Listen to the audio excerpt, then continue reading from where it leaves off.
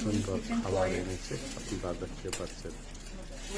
সে এই খাবার দেখে সে অত্যন্ত খুশি হয়ে আত্মহারা হয়ে গেছে এবং ধীরে ধীরে খাবারটি করে দেখতে পারলেন যে আসলে মানে খাবার আছে, কি আইটেম খাবার রয়েছে মূলত তিনি দেখছেন এবং আস্তে আস্তে খোলার পরে দেখতে পারলেন যে আসলে অনেকগুলো খাবার আইটেম আনাতে সে অনেক খুশি এবং খুশিতে আত্মহারা হয়ে গেছে এবং কী কী আইটেম আছে আপনারা দেখতে পাচ্ছেন।